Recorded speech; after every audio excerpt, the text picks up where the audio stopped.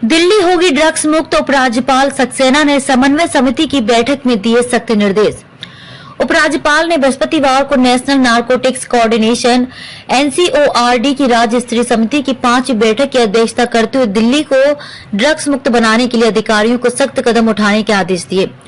उन्होंने कहा कि शिक्षण संस्थानों के आसपास मादक पदार्थ बेचने वालों पर शिकंजा कसने के लिए हॉट स्पॉट की पहचान कर कार्रवाई की जाए। अगर नशीले पदार्थों की तस्करी में किसी संपत्ति का इस्तेमाल होता है तो उसे सील कर ध्वस्त किया जाए। साथ ही स्कूल कॉलेज में दाखिले के लिए विद्यार्थियों से ड्रग्स के खिलाफ ई शपथ भी लेना होगा।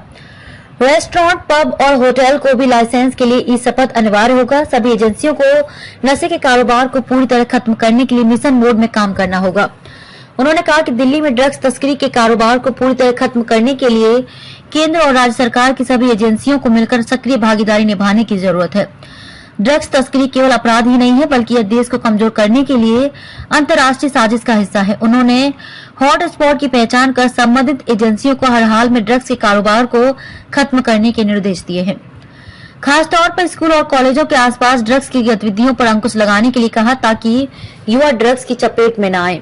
उन्होंने दिल्ली पुलिस को सख्त निर्देश देते हुए कहा कि राजधानी में स्कूल कॉलेजों के पास के इलाकों में पान की दुकानें और कियोस्क, रेहड़ी पटरियों पर छापे मारकर नशीले पदार्थ बेचने वालों पर कार्रवाई करें। हाल के दिनों में देखा गया है कि स्कूल कॉलेजों के पास छोटी छोटी रेहड़ी पटरियों से इनकी बिक्री होती है। पुलिस हॉट स्पॉट की पहचान कर ब्यौरा सौंपे।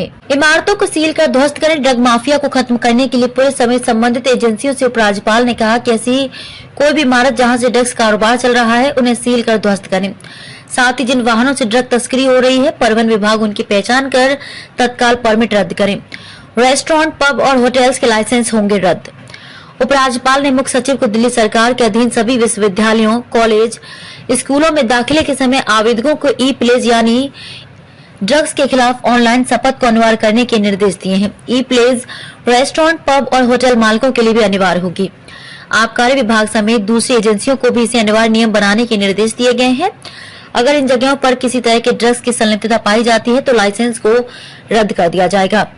पुलिस, एनसीबी और ईडी के बीच प्रभावी समन्वय जरूरी। उपराज्यपाल ने एनडीपीएस मामलों से निपटने के लिए police, narcotics control bureau NCB और प्रवर्तन निदेशालय के बीच प्रभावी समन्वय बनाने का आह्वान किया है ताकि धन के बड़े लेन देन को तुरंत ईडी के हवाले किया जा सके। उन्होंने दिल्ली पुलिस को ड्रग्स के मामले में कुख्यात और आदतन अपराधियों को लंबे समय तक हिरासत में रखने और PITNDPS, PIT, NDPS अधिनियम को सख्ती से लागू करने को भी निर्देश दिया है।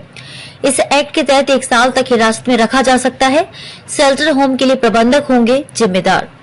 एलजी ने कहा कि शेल्टर होम और आसपास ड्रग्स का नया अड्डा बनता जा रहा है। उन्होंने सामाजिक कल्याण विभाग के अधिकारियों को निर्देश दिया कि लगातार हालात पर नजर रखें।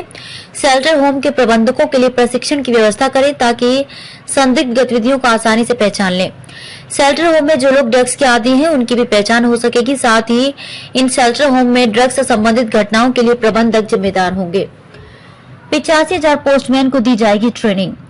एलजी ने डाक विभाग से भी 85,000 पोस्टमैन को ड्रग्स तस्करी और ड्रग्स के आदी लोगों की पहचान के लिए प्रशिक्षित करने का आग्रह किया है। कई मामलों में देखा गया है कि दूर दराज के पोस्ट ऑफिस से डाक या पार्सल की आड़ में ड्रग्स की सप्लाई की जाती है।